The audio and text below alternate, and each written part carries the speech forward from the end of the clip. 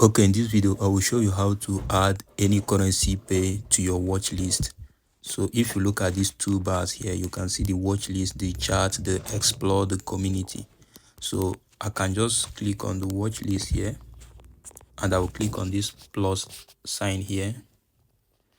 Then I will have to choose if the currency pair or the stock I want to add, which section. So if I click here, I'll be adding from funds.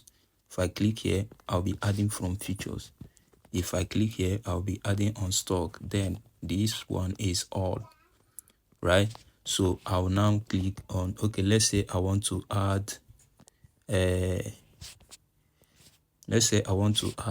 Nasdaq or Tesla. I'll click on this sign here, this plus sign, and automatically it has been added, right? So as you can see it here, it has been added.